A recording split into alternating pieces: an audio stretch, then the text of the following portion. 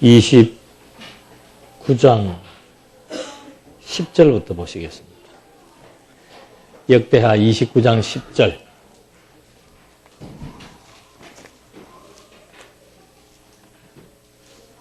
역대상 29장 10절. 역대상 29장 10절 마지막입니다. 마지막 장입니다. 다윗이 온 회중 앞에서 여호와를 송축하며 말하였다. 온 회중 앞에서 여호와를 송축하며 말하였다. 여호와 우리 조상 이스라엘의 하나님이시여 주께서 영원토록 송축을 받으소서.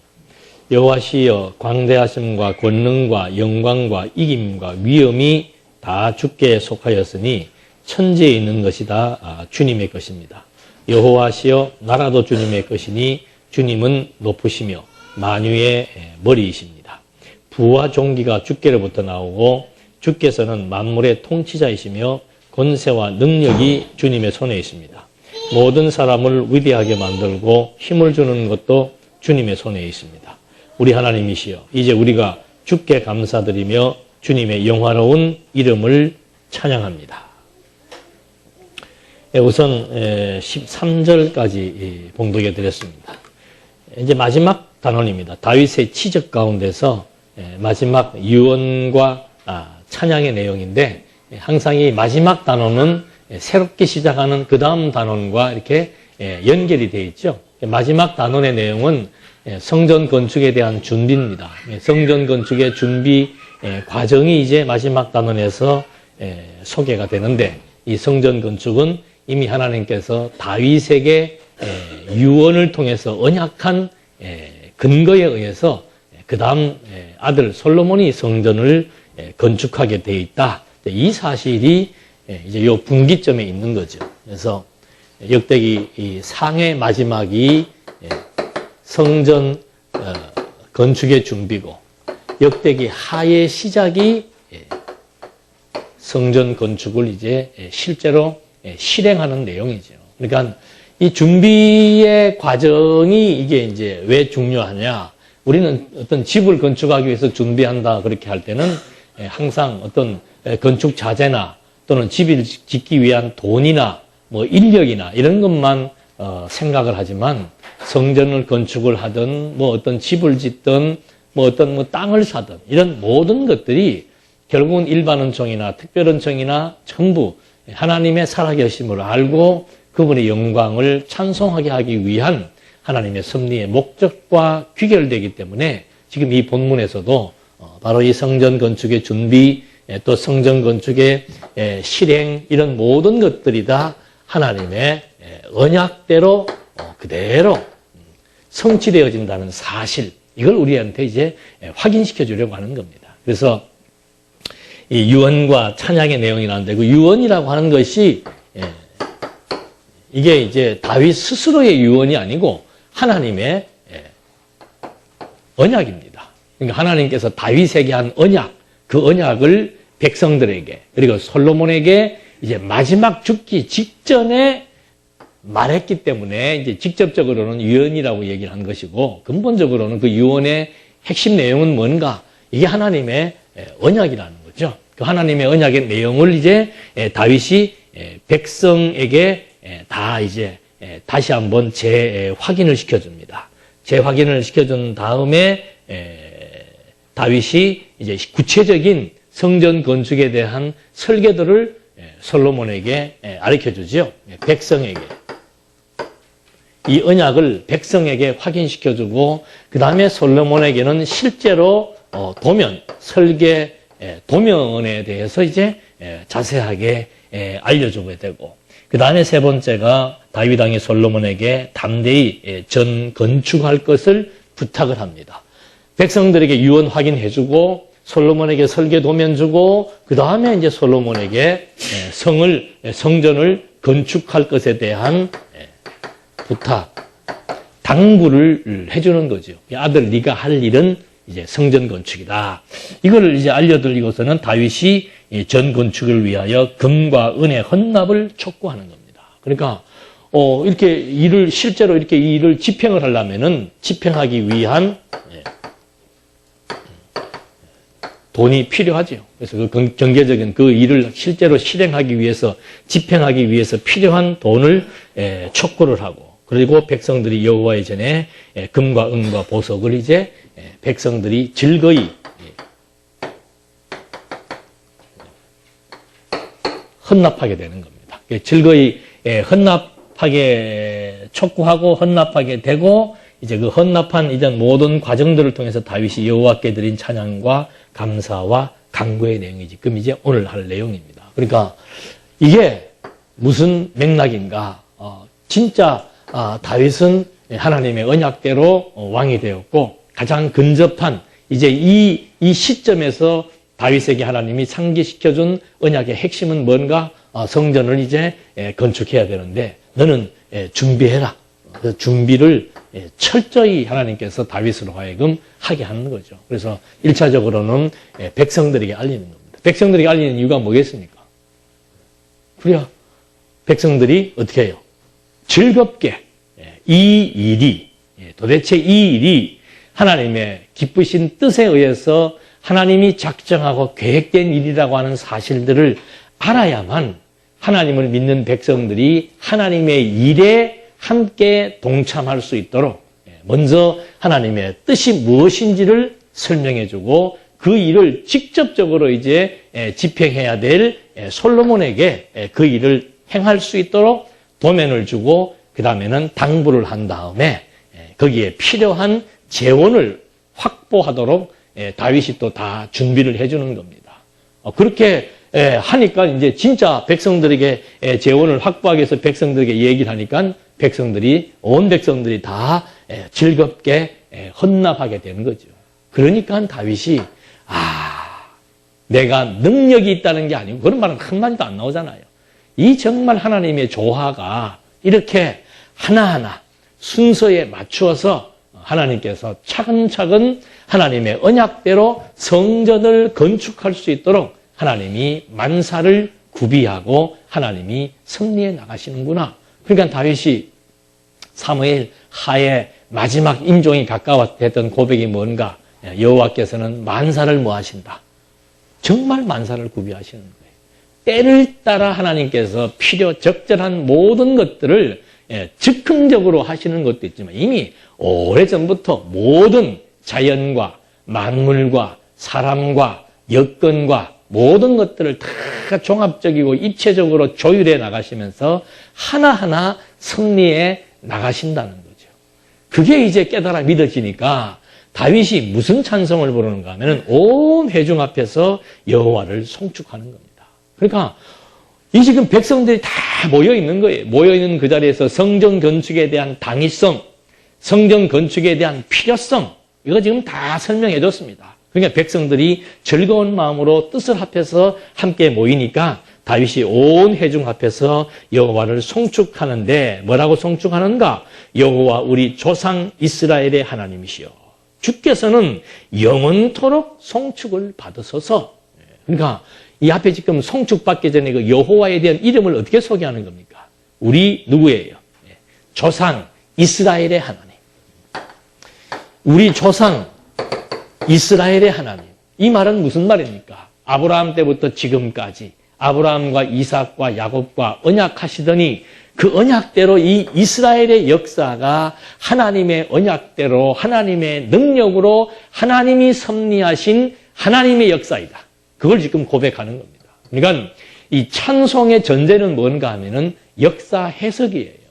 찬송은 그냥 이렇게 흥얼거린다고 나오는 게 아니고 자기 인생이든지 성경의 역사이든지 이 지나간 역사, 과거 역사를 올바르게 해석해야만 거기에 따르는 합당한 찬송이 나오게 되는 거죠. 이스라엘 역사를 지금 다윗은 잘 알고 지금 근접해서 되어진 일도 하나님의 언약대로 되었다는 사실이 깨달아지니까 여호와 우리 조상 이스라엘의 하나님이시여 당신은 영원토록 송축받으시기에 합당하신 분입니다. 그런 고백을 하는 겁니다. 그러면서 여호와에 대한 그 속성을 노래하는데 광대하심과 권능과 영광과 이김과 위엄이 다 주께 속했다. 광대라고 하는 것은 뭐 끝을 볼 수 없을 정도로 넓은 공간을 의미하는 것이고 그걸 꽉 채워서 지배할 수 있는 능력과 영광, 그리고 전쟁의 모든 승리를 주관해 오신 하나님의 위엄, 권위, 이런 모든 만물을 통치하고 승리해 나가시는 모든 권한이 누구에게 있다? 당신 여호와께 있다, 그 말입니다. 그래서 천지에 있는 것이 다 주님의 것입니다. 여호와시여 나라도 주님의 것이니 주님은 높으시며 만유의 머리이십니다. 그러니까 이 삼천하지의 모든 것들이 다 주인, 여호와가 주인이다 이 말입니다. 그 여호와가 주인인 걸 어떻게 알 수 있었는가? 이스라엘의 다윗 때까지 이스라엘의 천년의 역사가 이 주인이니까 당신이 그 나라의 역사를 전부 계획한 겁니다. 그 계획을 알려준 것이 언약이에요. 그 언약대로 이스라엘 역사가 그대로 다 되어지는 걸 보니까, 그러니까 바울도 그러잖아요. 하늘에 있는 것이나 땅에 있는 것이나 세상 것이나 권세자나 뭐 모든 것들이 다 누구의 것이다? 너희들의 것이고, 너희는 그리스도의 것이고 그리스도는 하나님의 것이다. 그래서 모든 만유의 주인, 이 지금 이스라엘 나라가, 지금 온 백성들이 나라가 지금 이렇게 세워지고 칠이 되어지는 것을 눈으로 확인하면서 찬송하는 거 아닙니까? 이 나라가 정말 여호와의 것입니다. 우리의 가정이 여호와의 가정입니다. 우리의 교회도 여호와의 교회입니다. 그러니까 모든 주권은, 모든 주인은, 모든 능력은 다 하나님에 의해서 되어진다. 그래서 모든 만물이 주에게서 나오고 주의 뜻대로 되어지고 주로 말미암고 주에게로 돌아간다. 바울의 고백이나 다윗의 고백이나 똑같은 하나님의 존재에 대해서 어떠한 분이심을 알고 찬송하게 되는 거죠. 그러니까 우리의 마음에 찬송이 사라지는 이유는 뭔가? 주객이 전도가 돼서 그런 거죠. 예? 주인이 누구인 줄 알면은 찬송하지 않을 수밖에 없는 환경입니다. 주인이 누군 줄 알게 되면은 뭐 늘 찬송할 수밖에 없는 거고. 그래서 다윗이 이스라엘의 역사를 해석하면서 근접한 성전 건축의 준비와 건축의 실제를 눈앞에 바라보면서 지금 온 백성들과 함께 여호와를 송축하는 내용입니다. 그러면서 12절 계속됩니다. 부와 종기가 주께로부터 나오고 주께서는 만물의 통치자이시며 권세와 능력이 주님의 손에 있습니다. 모든 사람을 위대하게 만들고 힘을 주는 것도 주님의 손에 있습니다. 우리 하나님이시여 이제 우리가 주께 감사드리며 주님의 영화로운 이름을 찬양합니다. 우리가 부자가 되고 가난하게 되고 명예를 얻거나 또는 식추가 되거나 모든 것들이 다 하나님의 뜻과 능력에 의해서 되어진다. 나는 우리 초등학생들, 우리 학생부 애들이 기도할 때마다 꼭 보면 첫머리가 보면은 하나님 오늘도 이렇게 동산교회 이렇게 나오게 해주시고 또 식구들 걱정들을 그렇게 많이 해요. 동산교회 성도님들 어떻게 하는데 뭐가 그렇게 감사한지, 동산교회 나오는 것이 우리 학생들에게 뭐가 그렇게 감사한 것인지 그것 좀 한번 다음 시간에 우리 선생님들 한번 좀 확인을 좀 해봐 주세요. 그냥 하는 기도인지 정말 걔네들한테 뭐가 그렇게 감사한 게 뭔지 그걸 서로 좀 아는 것도 좋은 거죠. 서로 생각을 알아야 되는 거예요. 그런데 지금 여기도 지금 백성들을 다윗이 지금 노래하는 것들 중에 핵심의 내용이 뭔가 하면 정말 인간의 생사화복을 하나님이 다 주관해 나가신다. 그래서 인간의 자리와 하나님의 자리 정확한 포지션을 설정하게 되고 내가 정말 누구를 힘입어서 오늘의 나된 것이, 오늘의 우리 가정이 모든 것이 다 하나님에 의해서 주도된다는 사실, 이런 것들이 확인되게 되면은 당연히 찬송도 나오고 마음에 찬송이라고 하는 그 심리의 상태에는 항상 마음이 편안하고 즐겁고 만족해야 찬송이 나오지. 먹는 거 좋아하는 친구들은 배고플 때 먹는 자기가 좋아하는 음식을 보게 되면 뭐가 나와요? 계속 노래 부르면서 먹어요. 그리고 즐거운 일이 있으면 설거지 할 때도 그냥 하지 않고 계속 콧노래를 부르면서 설거지하고 그러잖아요. 왜 그런가? 그건 마음 상태예요. 마음 상태. 내가 정말 즐겁다, 기쁘다, 소중하다, 가치롭다, 아름답다, 이러한 마음 상태가 나로 말미암아 나를 통해서 하나님이 섭리해 오신 내 개인의 역사, 가정의 역사, 우리와 관계된 모든 것들의 역사가 해석되게 될 때, 정말 하나님의 살아계심이 너무도 분명하구나, 하나님이 날 사랑하심이 너무도 분명하구나, 이 결과에 의해서 이제 다윗과 온 백성들이 찬송을 하게 되는 겁니다. 그러면서 다윗의 고백입니다. 14절. 제가 무엇이며 저희 백성이 무엇이기에 이처럼 즐거이 바칠 힘이 있었습니까? 모든 것이 주께로부터 왔으니 주님의 손에서 받은 것을 우리가 주께 바쳤을 뿐입니다. 그러니까 이거 잠깐 읽고 지나갔습니다만 이게 쉬운 일이 아닙니다. 백성들이 자기들이 가지고 있던 폐물들, 금은 보화들을 하나님의 성전 건축을 하겠다 그랬을 때 즐거운 마음으로 이렇게 같이 헌납한다는 이것이 이게 다윗으로 봤을 때는 놀랄 일이죠. 예나 지금이나 똑같습니다. 자기 것 다 소중하고 더군다나 경제적 가치가 있는 것은 그건 누구에게나 다 소중한 거예요. 그걸 어떤 일에 즐거운 마음으로 헌납할 수 있다는 거, 이거는 하나님이 허락하신 마음이 아니면은 될 수가 없는데, 도대체 하나님 이 아름답고 선한 일에 내가 무엇이고 우리 백성이 무엇인데 이렇게 즐거운 마음으로 하나님의 선한 일에 동참할 수 있도록 섭리해 주십니까? 이게 지금 다윗이 너무도 기이한 현상이라고 생각이 들어서 하나님 앞에 찬송을 하는 겁니다. 15절. 우리가 주님 앞에서는 거름이니요 우리의 모든 조상들처럼 나그네에 불과하며 세상에 있는 우리의 날들이 그림자 같으니 머무름이 없습니다. 이 완전한 주제를 지금 파악하는 거죠. 하나님 앞에서 우리는 나그네와 똑같습니다. 노숙자와 같은 존재들입니다. 그런데 어떻게 하나님께서 여호와 16절 여호와 우리 하나님이시여 우리가 주님의 거룩한 이름을 위하여 주께 전을 건축하려고 준비한 이 모든 물건이 다 주님의 손에서 왔으니 다 주님의 것입니다. 우리가 말은 그렇게 하잖아요. 주신 자도 여호와시요 가져가신 자도 여호와시고. 어떤 분은 옛날에 보면 그런 분이 있어. 말이 별로 이쁘진 않아. 실제로 그렇게 하면서 하면 좋은데 다 자기 것이 다 주의 것이래. 말만 주의 것이고.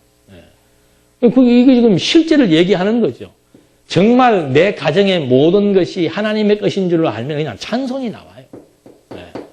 어쩌자고 하나님 나 같은 것을 이렇게 하나님께서 사랑해서 살아가게 하셨고 하나님의 선한 가치를 깨닫고 그 가치에 함께 동참하며 살게 하시는지. 17절. 나의 하나님이시여 주께서 마음을 헤아리시고 정직을 기뻐하시는 줄을 제가 압니다. 제가 정직한 마음으로 이 모든 것을 기꺼이 드렸습니다. 이제 또 여기에 참석한 주님의 백성이 주께 기꺼이 드리는 것을 보니 제가 기쁩니다. 여호와 우리 조상 아브라함과 이삭과 이스라엘의 하나님이시여 주님의 백성이 이 일을 마음에 품어 영원히 간직하게 하시고 그들의 마음이 주님을 향해 고정되게 하시고 제 아들 솔로몬에게 온전한 마음을 주셔서 주님의 계명과 증거와 규례를 지켜 이 모든 일을 할 수 있게 하시고 제가 준비한 것으로 전을 건축하게 하소서. 그러니까 이 성전 건축에 있어서의 과정이 제일 중요한 사항은 뭔가 하면은 백성이에요. 백성들의 마음이 일치가 되었고 그 다음에 솔로몬, 이 전을 건축할 솔로몬이 이 성전에 대한 가치, 그 다음에 성전 건축에 대한 중요성, 이런 것들을 잊어버리지 않고 이 일에 전념할 수 있도록 하나님께서 끝까지 붙들어 달라라고 하는 거. 그러니까 사람의 손으로 짓는 성전도 이렇게 아름다운 절차와 과정에 의해서 다윗과 백성들이 여호와를 찬송하는데 신령한 하나님의 생명으로 여기는 제물로 지은 건축 자재로 지은 성전입니다. 하나님 그리스도의 생명으로 지은 전이라고 하는 것은 이런 자재, 눈으로 보이는 물건과 비교가 되지 않는 거죠. 그리스도의 생명으로 지어진 성전이라고 하는 것은 하나님이 이스라엘 백성들의 삶의 중심에 사람의 손으로 지은 건축 자재에 의해서 만들어진 이런 건축물도 하나님께서 귀히 여기시는데 이거는 물건이 아니에요. 지금의 성전은 물건이 아니고 그리스도의 생명의 피의 대가로 만들어진 신령한 생명의 연합으로 이루어진 참된 교회. 이거는 뭐 여기에 비교하면 뭐 비교할 수도 없는 거죠. 그 역사를 구약시대에 솔로몬이 했다면은 이제 이 역사를 그리스도가 직접 당신의 몸을 제물로 건축을 지을 수 있도록 재원을 확보한 그런 경제적 환산 가치로 비교할 수 없는 당신의 생명의 피로 말미암아 이 건물을 지으셨으니 이 건물이 얼마나 소중하고 가치로운 것인가. 그래서 사도 바울이 이제 교회를 무장시킬 때 가장 먼저 설명한 것이 뭔가, 이 구약에서의 성전보다 그리스도의 생명으로 건축된 참 교회, 이것이 얼마나 소중한 가치가 있는 것인가, 그걸 설명해 줌으로 말미암아 백성들로 하여금, 그의 지체된 그리스도의 교회 성도들로 하여금 이제는 선한 일을 위해서 함께 동참해 나갈 수 있도록 섭리해 나갈 것에 대한 예표로서의 모형과 그림자로 우리가 확인해 볼 수 있는 겁니다. 이렇게 다윗이 온 백성들에게 모여서 이제 여호와에 대한 찬송을 드리고, 또 마지막 끝까지 백성과 솔로몬 모두가 이 일에 흐트러지지 않고 건축할 수 있도록 하나님이 함께 주실 것을 간구한 겁니다. 그러니까 온 회중이 왕의 명령에 따라 여호와께 찬송과 제사를 드리게 되는 거죠. 다윗이 온 회중에게 말하기를 여호와 너희 하나님을 송축하여라 하니, 회중이 여호와 그들 조상의 하나님을 송축하고 머리를 숙여 여호와께와 왕에게 절하였다. 그 다음날 그들이 여호와께 제사를 드리고 번제를 드렸으니 수송아지 1000마리, 수양 1000마리, 어린 양 1000마리와 또 부어드리는 제물을 드렸으며 온 이스라엘이 위하여 풍성한 제물을 드리고 그들이 이 날을 크게 기뻐하며 여호와 앞에서 먹고 마셨다. 그들이 다윗의 아들 솔로몬을 다시 왕으로 세우고 여호와 앞에서 기름을 부어 주권자가 되게 하고 사독에게도 기름을 부어 제사장이 되게 했다. 그러니까 이 온 백성들이 이제 이 선한 일, 하나님의 뜻이 무엇이고 선한 일이 무엇인 줄 알고 백성들이 함께 뜻과 마음과 모든 것을 모으고 나니까 이제 다윗이 백성들에게 우리 함께 여호와 앞에 이제는 제사하자 라고 권고하니까 온 백성들이 또 즐거운 마음으로, 여러분 소와 양과 이런 제물들 3000마리 같으면은요, 우리 교회 옛날에 한번 돼지 한 마리 잡았잖아요. 15kg 돼지 한 마리 잡았는데 우리가 다 못 먹었어요. 거의 뭐 한 3분의 1은 그냥 남아 있었습니다. 그러니까 이 3000마리, 소는 얼마나 또 큽니까? 이런 걸 지금 3000마리를 잡았으니까 이 연상을 한번 상상을 한번 해보십시오. 온 군중들이 지금 예루살렘에 다 모여가지고 숯불구이 냄새가 얼마나 이게 좋은 냄새예요. 막 지글지글지글지글해서 하나님 앞에 막 제물을 태워서 드리고, 그 다음에 온 백성들이 즐겁게 모여서 포도주와 맛난 숯불구이 고기들을 먹으면서 한없는 여호와에 대한 찬송을 드리는 것. 오늘은 숯불구이보다 우리는 뭘로 찬송하는 거예요? 이게 숯불구이로 들어진 생고기보다 더 좋은 게 이때는 모형이니까. 건물도 일반 자재를 통해서 성전을 지었지만은 지금은 이제 신령한 성전은 그리스도의 생명으로 지어진 성전이니까 그리스도의 말씀으로 말미암아 함께 견고해지고 함께 말씀을 나누는 이제 말씀의 잔치라고 보여지는 거죠. 그러니까 오늘도 구약으로 치면 오늘이 구약에는 제사를 드렸습니다만은 오늘은 신령한 그리스도의 생명의 피로 연합된 참 성전의 지체들이 모여서 그리스도의 말씀의 잔치를 통해서 여호와를 송축하고 찬송하는 것, 이런 아름다운 모습이 바로 교회의 모습이죠. 23절 솔로몬이 그의 아버지 다윗의 뒤를 이어 왕이 되어 여호와의 보좌에 앉아 번영을 가져왔으며 온 이스라엘이 그에게 복종하니 모든 지휘관들과 용사들과 다윗 왕의 모든 아들들까지 솔로몬 왕에게 복종하였다.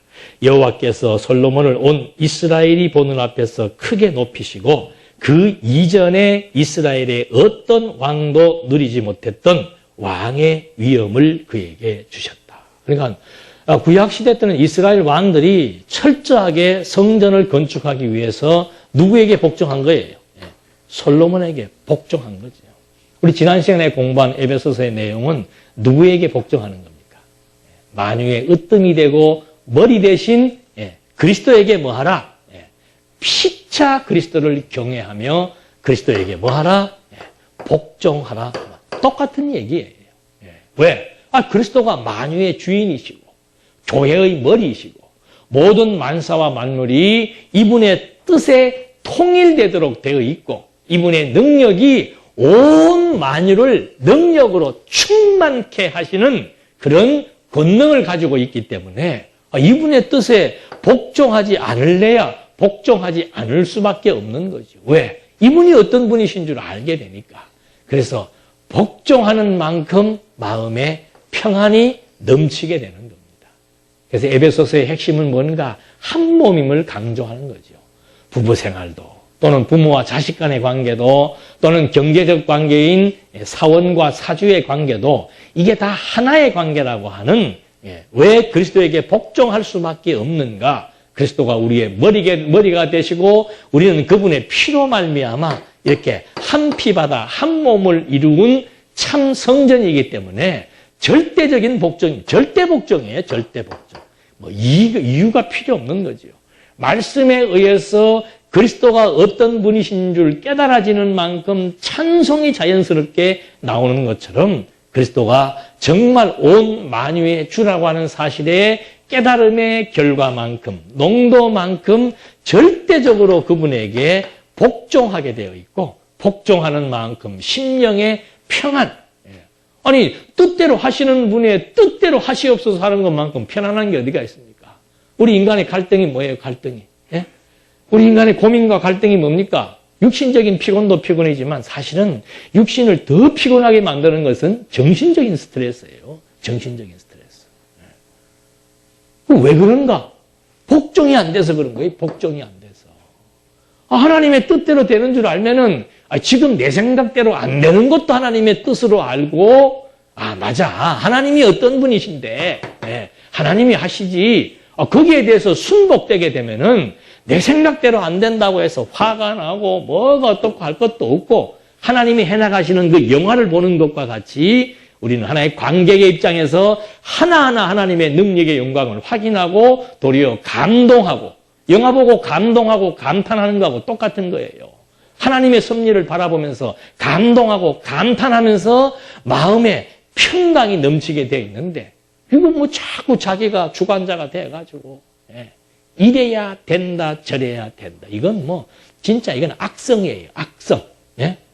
제가 가지고 있는 그 못된 속성 중에 하나가 뭔가 자기가 결정하는 거예요. 이래야 된다 저래야 된다.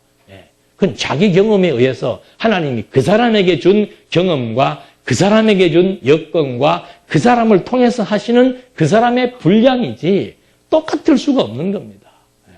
요즘에 그 TV에도 보니까 새 쌍둥이 나오대. 새 놈이 자세히 보면 얼핏 보면 똑같이 생겼는데 자세히 보면 어떻게 해요? 다 달라요. 다 달라.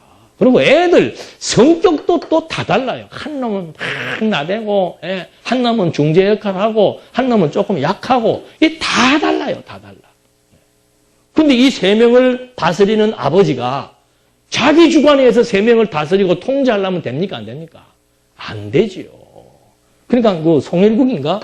젊은 친구가 참 대단하더라고요. 가만히 애들 이렇게. 부모의 역할이에요. 이렇게 봐주는 거, 지켜봐주는 거. 사고 나면은 그것만 이렇게 미리 조치해주는 정도지. 애들의 성격, 애들의 지혜, 애들의 행동을 일일이 교정해주지 않는 거. 그게 지혜자의 삶이지요. 아기를 다스리는 것도 그렇게 다스려 나가는 겁니다. 우리의 삶도 마찬가지고, 우리의 가정도 마찬가지고, 부모와 자식의 관계도 마찬가지고, 모든 관계가 철저하게 그리스도의 뜻에 의해서 복종되어지는 아름다운 마음. 이것이 우리에게 주어질 때 정말 작은 것에서도 감사가 나오고, 별것 아닌 것에서도 찬송이 나오는 이게 우리 신앙인들에게만 주어지는 하나님의 복의 결과지요. 이렇게 하나님께서 이제 백성들이 풍성한 제물을 드림으로 찬송과 제사를 드리는데 23절 이제 그렇게 되니까 솔로몬이 그의 아버지 다윗의 뒤를 이어 왕이 되어 여호와의 보좌에 앉아 번영을 가져왔으며 온 이스라엘이 그에게 복종하니 모든 지휘관들과 용사들과 다윗 왕의 모든 아들들까지 솔로몬 왕에게 복종하였다. 여호와께서 솔로몬을 온 이스라엘이 보는 앞에서 크게 높이시고 그 이전에 이스라엘 어떤 왕도 누리지 못했던 왕의 위엄을 그에게 주셨다. 읽었네요. 26절. 이새의 아들 다윗이 온 이스라엘의 왕이 되어 이스라엘을 다스린 기간은 40년인데 헤브론에서 7년을 다스렸고 예루살렘에서 33년을 다스렸다. 그가 백발이 되도록 부와 영화를 누리다가 수명이 다하여 죽었고 그의 아들 솔로몬이 그 뒤를 이어 왕이 되었다. 다윗 왕의 행적은 처음부터 끝까지 선견자 사무엘의 글과 선지자 나단의 글과 선견자 갓의 글에 기록되었으니 그의 통치와 그의 권세 그리고 그와 이스라엘 세상 모든 나라가 겪은 당대의 역사가 다 기록되었다. 그러니까 다윗 왕의 행적은 뭐예요? 선지자들이 지금 다 그 행적에 대한 신학적 의미를 부여하면서 다 기록했다 이 말입니다. 그 다윗 왕의 역사의 신학적 의미라고 하는 것은 뭡니까? 그게 하나님께서 이미 다윗을 왕위로 세우기 위해서 역사적으로 봤을 때는 아브라함 그리고 유다에게 언약을 했고 그 언약대로 이새의 아들에게서 다윗이 출생했으며 그 다윗을 하나님이 불려가지고 다윗을 지명하여 세운 거죠. 그 다윗을 지명하여 세웠는데 다윗 일대기 잠깐 우리가 그 점검을 해봐야 될 필요성이 있는 겁니다. 이게 지금 역대기상의 마지막 내용이죠. 전부 선견자들에 의해서 다윗의 역사가 기록되었다는 것은 선견자들이 하는 일은 뭔가 하나님의 언약을 받아서 그 대상자들에게 전달해 주는 일을 하는 거죠. 그러니까 다윗이 이제 왕으로 지명 그 이전에 다윗의 족보. 그래서 다윗이 역대기상 1장 9장까지의 내용을 족보를 기록한 이유가 뭔가? 다윗의 역사가 정통성이 있다는 거죠. 다윗의 역사의 정통성은 무엇인가? 아브라함과 이삭과 야곱의 언약에 근거해서 다윗의 족보가 그대로 계승되었다는 이것이 나라의 다윗 왕국에 대한 정통성을 확인시켜 준 겁니다. 그 정통성에 의해서 다윗은 이미 하나님의 지명을 받았고 여러 형제들 중에서 막내였던 다윗, 보잘것없는 다윗을 하나님이 지명을 했고 그래서 기름을 부어서 왕이 될 것이라고 약속을 했는데 이제 이 어린 다윗이 큰 사건이지요. 네. 블레셋과의 전쟁에서 출전을 본인이 출전한 것도 아니에요. 심부름 갔다가 골리앗과의 전쟁에서 승리하게 됩니다. 그것이 화근이 되어서 다윗은 많은 10주년의 세월을 쫓겨다니면서 사울로부터 생명의 위협을 받게 되죠. 그러다가 아둘람 동굴에서 만신창이 된 400명과 함께 모여서 나라를 세우는 초석의 역할이 된 겁니다. 그래서 결국은 다윗이 헤브론에서 임시정부를 수립한 다음에 다시 온 백성들을 규합을 해서 예루살렘에서 왕이 된 거 아닙니까? 왕이 되어서 다윗이 또 무슨 실수를 합니까? 우리아의 아내를 탐하고 우리아를 살상하는 일종의 살인교사지요. 남의 아내를 빼앗고 살인교사를 저질렀던 다윗의 범죄. 그럼에도 하나님은 다윗을 아주 쳐버리거나 아주 징벌하지 아니하시고 인간의 행위, 어떤 상황, 여건 이것과 아무런 상관없이 하나님은 다윗의 역사를 언약대로 섭리해 오셨다는 사실을 알게 해주고 다윗이 나이 들어 노년에 이르렀더니 나라가 이제 여기서 창건해지고 다윗에게 하나님께서 성전 건축에 대한 준비를 시켜놓고 그 준비하면서 다윗의 후계자가 솔로몬이라고 하는 사실을 또 솔로몬을 지명해 줍니다. 솔로몬을 지명해 주었는데 이제는 그 역사를 온 백성들 앞에서 다 다윗이 설명하니까 백성들의 마음도 하나가 되고 이제는 솔로몬도 온 백성들 앞에서 왕으로서의 명성과 위용을 갖추도록 만사를 하나님이 다 준비해 오신 이 다윗의 역사가 선견자들이 기록한 역사책에 그대로 기록되어 있다는 사실을 역대기상 마지막 부분에 밝힘으로써 기록된 역대기상의 모든 그러니까 사무엘, 열왕기, 역대기 이런 모든 역사서 기록물에 대한 이 신빙성 그리고 이 역사적인 기록물에 대한 신학적 의미 이걸 지금 여기서 다 밝혀주면서 다윗도 고백하고 백성들도 고백하면서 정말 이스라엘의 이 나라의 시작과 끝은 철저한 하나님의 계획, 하나님의 언약의 기초에서 하나님이 섭리해 나가신다는 사실을 이렇게 분명하게 확증시켜 주신다는 것. 그래서 여호와께서는 만사를 구비하시는 분이니까 어찌 내가 나와 내 집과 이 나라의 구원이 하나님의 언약대로 이루어지지 않을 수가 있겠는가라고 마지막에 고백한 다윗의 고백처럼 이 역사를 다윗이 경험을 하니까 여호와가 정말 내 목자가 되어서 나를 인도하신다는 사실에 대한 진정한 고백을 드릴 수 있는 것. 이것이 하나님 구약을 통해서 보여주신 여호와에 대한 존재 확증의 역사적인 사건이죠. 이렇게 하나님의 이제 언약대로 다 하나하나 확인이 된 것입니다. 그렇게 되니까 이제 당연히 그 다음 내용은 뭐 제목은 역대 하로 소개가 됩니다만은 계속해서 그냥 연결되어진다고 보면 돼요. 최소한도 역대기 상하만이라도 지금 이게 29장이라면 그냥 30장으로 넘어간다고 보면 되는 거죠. 왜? 여기서 지금 준비했고 성전 건축을 준비를 했고 모든 권세를 솔로몬에게 이양시켜 주었고 백성들이 솔로몬에게 다 왕으로 인정을 하고 순복을 하고 이제는 성전 건축 준비가 뭐 된 거예요? 완료된 겁니다. 그리고 하나님께서 다윗을 어떻게 하는 거예요? 데려가는 거예요. 그러니까 하나님이 다윗을 이 땅에 보내어서 하시게 하신 모든 역사 마지막이 성전 건축의 준비 그리고 아들 솔로몬을 왕으로 세우기 위한 모든 과정들 이걸 하나님이 다 맡겨놓고는 그 일이 이제 다 이루어지니까 어떻게 되는 겁니까? 하나님께서 다윗을 이제 불러가게 되고 다윗의 시대가 막을 내리고 솔로몬의 시대가 막을 열면서 이제 1장으로부터의 내용은 솔로몬의 번영을 통해서 성전이 건축되고 당연히 이거부터 해야 될 거 아니에요. 이 성전을 건축하려면은 솔로몬이 뭐 해야 돼요? 번영해야 되는 거죠. 번영케 해서 성전을 건축했는데 결국은 그 멋있는 건축을 하고 나자마자 또 나라가 어떻게 되는 겁니까? 번영 뒤에는 반드시 타락이 따라오게 되어 있습니다. 대한민국도 60년대보다 지금이 훨씬 더 타락하고 있습니다. 그 말은 뭔가? 그만큼 60년대보다 지금이 번영했다는 반증이지요. 종교도 마찬가지고 일반 사회도 마찬가지고 번영 다음에는 반드시 타락이 따라오게 되어 있습니다. 그러니까 이스라엘 역사도 보니까는 솔로몬이 번영하고 성전을 건축하고 번영을 하고 아마 역사상 솔로몬처럼 그렇게 최대의 영화로움을 누려본 왕은 없을 거예요.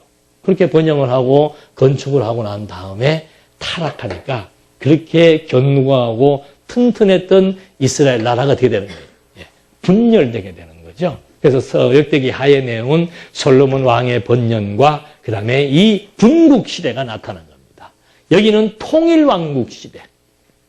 다윗과 솔로몬 때는 통일왕국, 이스라엘의 12지파가 하나로 통일된 왕국 시대였는데 이제 솔로몬의 아들 르호보암 때부터는 남국이 분국되어진 분국 시대가 돼버리는 우리나라하고 똑같습니다. 과거 우리나라가 남북이 몇 도죠? 남쪽은 8도인 줄 알겠는데 하여튼 남북이 통일왕국을 이루어 살다가 또 50년 전쟁으로 말미암아 남북으로 분열되어 가지고 지금까지 오고 있지 않습니까? 그런 것처럼 유대나라 역시도 르호보암 솔로몬의 아들 르호보암 때 100년이 못 간 거예요. 그러니까 이 나라의 번영과 평화가 100년이 못 가서 그냥 그 다음에 나라가 분국되어지는데 분국시킨 이유가 바로 뭔가? 이런 분국된 상황 속에서도 하나님은 다윗의 왕조를 뭐 하신다? 보호하신다. 이걸 보여주기 위한 거예요. 나라의 분열을 누가 초래했느냐, 뭐가 어떠냐 이게 중요한 게 아니고 하나님이 왜 저런 역사를 섭리해 나가셨는가. 똑같죠? 다윗으로 하여금 성전 건축을 준비하게 하기 위해서 다윗을 뭐 하게 한 겁니까? 실수하게 하잖아요. 실수하게 한 다음에 과정을 거쳐서 준비시켜 나가는 것처럼 이 분국의 과정을 통해서 뼈아픈 민족의 분열이라고 하는 것은 더군다나 남북이 대치해서 서로 칼을 겨누고 산다라고 하는 것은 이건 정말 뼈아픈 일이죠. 그런 가운데서 똑같이 남북이 범죄했음에도 불구하고 남쪽 나라를 하나님께서 다윗의 왕조를 보호하시는 이런 섭리를 보여주시면서 끝까지 다윗의 왕조가 존속되도록 섭리해 나가시는 것. 그래서 역대기 하의 내용은 솔로몬 왕의 번영과 궁국 시대의 보호하심과 다윗 왕조를 존속시켜 나가시는 하나님의 역사가 정말 당신의 언약대로 나라의 위기나 왕의 부패나 백성들의 범죄와 상관없이 하나님의 언약은 그대로 관철되고 성취된다는 사실을 우리한테 확인시켜주고 있는 겁니다. 그래서 이제 1장으로부터 9장까지가 다윗 왕조를 보호하기 위한 솔로몬의 번영 내용이 나오게 되는데 그 번영의 첫 번째가 뭔가? 이제 성전 건축에 대한 준비 사항들, 솔로몬 때에 대한 준비지요. 다윗 때의 준비와 이제 솔로몬 때는 직접적으로 건축하기 위해서 솔로몬이 직접 진두지휘해서 준비하는 내용이 나오고 그 준비의 결과로 성전이 건축되는데, 자, 솔로몬이 성전을 건축하기 위해서 준비하는 첫 번째가 뭔가? 똑같아요. 다윗 때나 솔로몬 때나 성전을 건축하기 위한 준비, 여기는 성전 건축을 해서 백성들에게 하나님의 역사를 해석해주고 하나님의 언약을 소개해 주었잖아요. 이제 솔로몬의 성전 건축은 뭔가? 1장 1절로 보시겠습니다. 다윗의 아들 솔로몬이 자기의 왕권을 굳건하게 했으며 여호와 그의 하나님께서 그와 함께 하시고 그를 크게 번성하셨다. 솔로몬이 온 이스라엘 곧 천부장과 백부장과 재판관과 온 이스라엘의 모든 지도자와 가문의 우두머리들을 부르고 온 회중과 함께 기브온에 있는 산당으로 갔으니 이는 여호와의 종 모세가 광야에서 지은 하나님의 회막이 그곳에 있었기 때문이다. 다윗이 예루살렘에 하나님의 궤를 모실 장막을 치고 그 궤를 이미 기랏 여아림에서부터 예비한 곳으로 올려다 두었으나 홀의 손자 우리의 아들 브살릴이 만든 놋제단은 여호와의 성막 앞에 있었으므로 솔로몬이 회중과 함께 그곳에 가서 회막에 있는 여호와 앞에 놋제단을 향해 올라가서 그 위에 1000 번제물을 드렸다. 그러니까 다윗의 준비는 언약궤를 갖다 놓고 여호와의 언약을 상기하고 백성들에게 선포하는 것으로부터 시작했는데 똑같아요. 솔로몬도 역시 언약궤를 갖다 놓고 그 다음에 뭐 한 겁니까? 제사를 드리는 거죠. 근데 제사를 어떻게 드리는 거예요? 1000번이면 약 몇 년이에요? 3년 동안 제사를 드리는 겁니다. 그러니까 이게 보통 일이 아니에요. 그러니까 하여튼 우리 기독교에서 발생되어지는 모든 일들은 일반적인 상식적인 것과는 다릅니다. 일반적인 사회에서 하는 일들과는 완전히 이거는 생각이 완전히 바뀌어 나가는 거죠. 그러니까 어떤 일을 행할 때 그 일 자체에 빠져가지고 일을 통해서 뭐 준비하니 잘 됐니 못 됐니 할 거 없습니다. 그 일을 해야 되는 이유와 목적을 정확히 알면은 그 일에 대해서 시험 들 것이 없는 거예요. 그러니까 이때도 마찬가지예요. 성전을 건축한다. 그러면 언약궤를 갖다 놓고 제사 드리는 이유는 뭡니까? 네? 언약궤를 갖다 놓고 제사 드리는 이유가 뭐예요? 이게 지금 이스라엘 백성과 하나님과의 뭡니까? 소통이에요. 소통. 종교적 관계라고 하는 사실을 계속 잊어버리지 않고 무장시켜 나가는 거예요. 그러니까 솔로몬도 그렇고 백성들도 그렇고 늘 3년 거의 3년 동안 계속해서 하나님 앞에 제사를 드린다는 것은 늘 하나님 앞에 앉아가지고 하나님의 선하신 뜻과 하나님의 영광과 이스라엘 역사 해석을 통해서 하나님의 권능을 찬송하는 자리가 제사하는 자리다 이 말입니다. 그래서 바울이 예배라고 하는 것에 대한 예수님도 그랬죠. 이제는 신령과 진정으로 예배드린다. 다시 말해서 성령과 진리에 의한 예배를 드린다. 사도 바울은 영적 예배를 드린다. 그 영적 예배라고 하는 것이 뭔가? 구약시대 때는 언약궤 앞에서 제사를 드렸던 것이 구약적 제사라면은 이제는 언약궤 되시는 그리스도의 뜻을 분별하며 살아가는 것이 영적 제사에 대한 첫 번째 요건이라 그 말이죠. 그러니까 모든 것은 정신이에요. 정신. 예? 정신, 이성, 사고 이런 정신체계에 대한 변화 이것이 예배의 첫 번째 요소죠. 그러니까 우리의 지성이 바뀌면은 우리의 마음도 바뀌게 되고 마음이 바뀌어짐으로 말미암아 그 다음에는 뭐예요? 지정의라 그러잖아요. 지성과 감성과 의지의 결단에 의해서 이제는 완전히 변화되어지는 우리의 인격의 모습, 우리의 삶의 태도, 우리의 자세 이런 것들이 다 변화되게 되어 있는 거죠. 5년 전과 10년 전과 15년 전과의 모든 우리의 의식의 변화, 마음의 상태, 우리의 생활의 변화, 내 인격의 변화 반드시 나타나게 되어 있는 거죠. 그래서 점진적으로 이것이 그리스도의 형상을 닮아가는 아름다운 삶, 이것이 바로 영적 예배로 우리는 표현하지 않습니까? 예배라고 하는 것이 여기 모여서 앉아있는 것만이 예배가 아니고 그냥 우리의 삶이 예배예요. 삶이. 그 삶이 어떻게 예배라고 말하는가? 왜 삶이 예배인가? 그 삶의 중심에 무엇이 있기 때문에 하나님의 뜻이 자리하고 있기 때문에 내 삶의 중심에 하나님이 자리하고 있기 때문에 우리들의 삶 자체가 하나님과 이스라엘 백성들 솔로몬이 3,000번의 제사를 드리는 1,000번의 제사를 드리는 것과 같이 우리는 우리 삶의 전 영역에서 하나님 뜻을 중심으로 하나님의 영광을 중심으로 모여서 생각하고 판단하고 행동하는 이것이 바로 오늘날의 영적 예배와 같은 거죠. 그래서 이런 맥락 속에서 이제 먼저 성전 건축 준비를 위해서 1,000번제를 드리도록 섭리해 나가시고 두 번째가 뭔가 솔로몬이 이제 하나님께 지혜와 지식을 구하여 허락을 받는 내용이 나오죠. 그러니까 솔로몬이 뭐 이때만 해도 참 멋진 기도를 했는데 한번 보시겠습니다. 7절 보니까 그날 밤에 1,000번제를 드리던 밤에 하나님께서 솔로몬에게 나타나셔서 말씀하시기를 내가 내게 무엇을 주기를 원하는지 구하여라니 솔로몬이 하나님께 대답하였다. 주께서 저희 아버지 다윗에게 큰 은혜를 베푸시고 제가 그 뒤를 이어 왕이 되게 하셨습니다. 여호와 하나님이시여 이제 주께서 제 아버지 다윗에게 약속하신 것을 이루소서. 주께서 저의 땅에 티끌같이 많은 백성으로 왕을 세우셨으니 이제 저에게 지혜와 지식을 주시어 이 백성 앞에서 출입할 수 있게 하소서.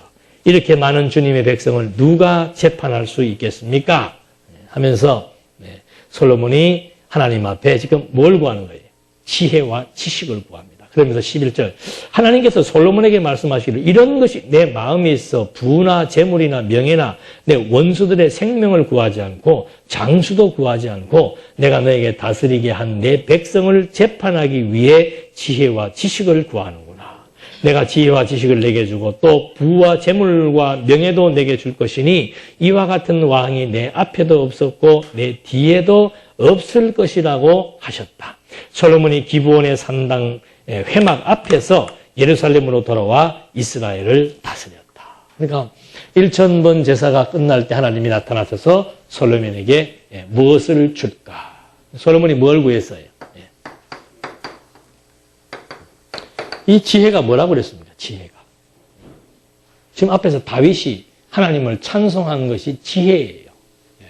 다윗의 모든 역사가 우리 열조 아브라함과 이삭과 야곱에게 언약한 대로 이 1,000년의 역사가 하나님의 뜻으로 말미암아 이루어진 성취의 역사입니다. 그걸 해석할 수 있는 능력이 바로 지혜지요. 지혜. 그러니까 우리에게 하여튼 하나님의 백성들에게 제일 필요한 것은 뭔가? 지혜입니다. 지혜. 우리 사람도 마찬가지예요. 우리 신체 중에서 어디가 제일 좋아야 되는가? 머리가 제일 좋아야 되는 거예요. 몸은 조금 느려도 이 머리가 안 돌아가면은 몸이 아무리 건강하면 뭐합니까? 두뇌 작동이 제대로 안 되면은 그건 몸만 힘쓰는 일종의 바보예요. 그러니까 인간의 신체에서도 제일 중요한 게 두뇌인 것처럼 하나님의 백성 성전에 있어서 성전의 모든 기능을 원활하게 만들어 나갈 수 있는 유일한 그런 촉매제가 바로 뭔가 지혜지요. 그런데 왜 솔로몬이 지혜를 구한 겁니까? 그것이 역대상 22장 12절에 보면은 이미 다윗이 하나님 내 아들을 어떻게 해요? 지혜롭게 해달라고 기도를 한 것이죠. 그러니까 다윗과의 언약대로 하나님께서 지금 솔로몬도 제사를 드리고 하나님 앞에 무슨 얘기하는 겁니까? 하나님 내 아버지와 함께 했던 것처럼 내 아버지가 하나님 앞에서 행했던 것처럼 나도 그렇게 하기를 원합니다. 그래서 우리 아버지가 구했던 그 지혜, 그것 그대로 하나님 나에게 아버지의 약속대로, 아버지의 소원대로 나에게도 지혜를 허락해 주시옵소서. 그러니까 다윗이 강구했던 소원, 그거 그대로 아들도 똑같이 기억을 해서 아버지 앞에 구하게 되는 거죠. 그러니까 이 가치관이라고 하는 거, 우리 뭐 한국 사회가 어떻고 지금 세계가 어떻고 가치관이 혼돈이다. 그 가치관을 누가 만듭니까? 물론 뭐 학교에서도 만들 수가 있고 사회에서도 만들 수가 있지만 그 가치관의 중심, 기독교 가치관의 중심은 어디에서 만들어지는가? 가정에서 만들어지는 거예요. 예. 교회에서 설명하는 거야. 뭐 한 주일에 기껏 해봐야 몇 시간밖에 안 되잖아요. 그럼 우리 자녀들에게 우리 가정의 가치관을 누가 만들어내는가? 그건 가정의 부모가 교사 아니에요, 교사. 부모들의 아버지, 어머님의 대화 내용을 어린아이들이 듣습니다. 어린아이들이 크면은 같이 앉아서 삶에 대해서, 이성에 대해서, 인간에 대해서, 돈에 대해서 모든 것들을 함께 토론하면서 우리가 살아가는 나와 관계된 모든 것들의 중심에 무엇을 둘 것인가? 그게 가정교육이에요. 돈이 최고야. 돈이 최고의 소리는 안 해도 다 알아요. 돈이 최고다. 너 그래가지고 돈 벌겠냐? 돈. 100마디 돈 얘기하고 한마디 하나님 얘기하면 그 아이의 머리에 뭐가 남겠습니까? 돈만 남죠. 그러면 그놈도 커가지고는 눈이 어디만 관심이 있는 거예요. 새빨갛게 돈에만 충혈되어가지고 돈만 있으면 모든 것이 다 해결되는 것으로 생각하는 잘못된 가치. 이거는 뭐 약도 없는 겁니다. 그걸 누가 만들어주는가? 그게 부모들의 책임이에요, 부모들의 책임. 설령 어려워도 신앙적 자존심을 지킬 수 있는 것. 설령 힘들고 고통스러워도 좌절하지 않고 실망하지 않고 하나님에게 가치를 부여하면서 우리 가정의 중심이 누구인 것을 설명할 수 있는 이런 부모들의 신앙관, 이것이 가정을 견고하게 만들어서 온 세상이 다 황금의 가치를 부여하고 산다 할지라도 내 가정만큼은 하나님에 대한 초월적 가치를 두며 살아갈 수 있다는 거 노아가 그랬잖아요. 노아가. 온 세상 사람들이 다 세속에 물들어 살더라도 노아의 8 식구가 어떻게 똘똘 뭉쳐가지고 다 같이 배를 제작, 하나님의 은혜와 하나님의 뜻에 순복하면서 하나님의 선한 일에 가치를 부여할 수 있었는가? 그건 노아의 종교고요. 노아는 당대 의인이라고 그랬습니다. 당대 의인이니까 늘 자식들에게 신중심의 종교교육은 전제된 사실이지요. 그러니까 8명이 거기에 합류한 겁니다. 옛날이나 지금이나 똑같아요. 우리 식구가 8명이면 8명이 다 말 듣겠습니까? 아버지가 무슨 말하면 아이고 아버지가 우리 아버지는 황당한 데가 있어. 아니 길을 가는 사람들 자꾸 물어봐라. 무슨 홍수가 나가지고 역사 이래로 그런 일이 한 번도 없었는데 무슨 홍수가 나가지고 이 지구가 홍수가 나서 멸망한대. 그래서 우리 아버지는 일도 안 하고 맨날 저렇게 배만 만들자고 그래. 큰아들도 이탈하고 작은아들도 이탈하고. 이탈하겠어요 안 하겠어요? 지금 상식으로 봤을 때 당연히 이탈하지요. 지금 우리가 가정에서 뭐 예수님이 재림한데 뭐 하나님이 섭리한데 그거 아들이 자식들이 잘 믿겠어요?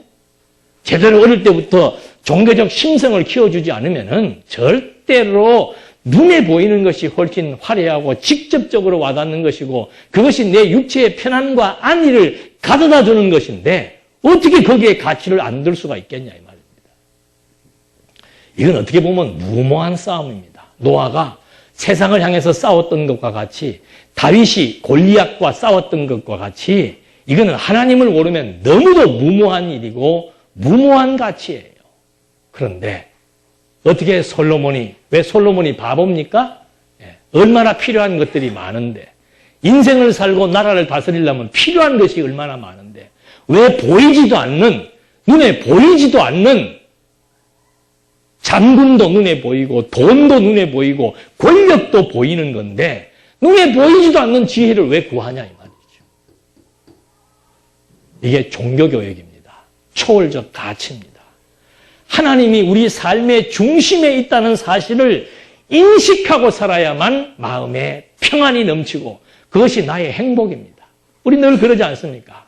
내 행복을 무엇과 바꿀 수 있겠는가? 아무것도 내 행복과 바꿀 수 있는 가치는 없습니다.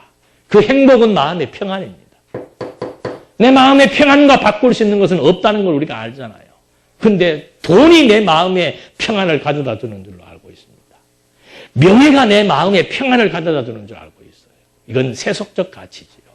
시대가 아무리 변하고 아무리 사람이 변하고 온 사회가 다 변한다고 할지라도 이 절대 가치는 변하지 않습니다. 왜? 하나님이 우주와 만물을 창조하신 능력자, 모든 섭리의 종결자, 모든 것들에 존재하게 하시는 근원이시기 때문에 이 가치는 아무리 세월이 지나고 아무리 무엇이 변해도 변할 수 없는 가치라고 하는 것을 우리가 진리의 말씀을 통해서 우리의 정신세계에 각인시키고 살아야만 우리의 사랑하는 우리의 자녀들도 이 가치 판단에 있어서 절대적인 기준을 가지고 흔들리지 않고 온 세상 사람들이 다 쫓아가는 길을 쫓아가지 않고 바보 소리를 들으면서도 홀로 여호와 하나님을 경외할 수 있고 그분을 의지할 수 있는 지혜, 이것은 바로 오늘 우리가 간직해야 될 것이고 우리가 전수해야 될 사명이라는 것, 다시 한번 확인해 본 겁니다. 기도하시겠습니다. 은혜와 사랑이 풍성한 하나님 아버지, 정말 솔로몬이 1000번 제사를 드리며 하나님께 간구했던 지혜의 진정한 진가가 무엇인지를 우리에게 세상하게 알게 해주시고 그 지혜로 말미암아 얻어지는, 주어지는 그 지혜의 힘이 어떤 것인 것을 또 한 번 깨닫게 해주셔서 진정한 가치가 무엇인 줄 알고 여호와 경외하는 그 아름다운 삶의 의미가 무엇인 줄을 깨닫고 그 가치를 향해 살아갈 수 있도록 우리 모두를 지혜로 무장시켜 주시옵소서. 예수님의 이름으로 기도드립니다. 아멘. 10분간 쉬었다가 12시 10분에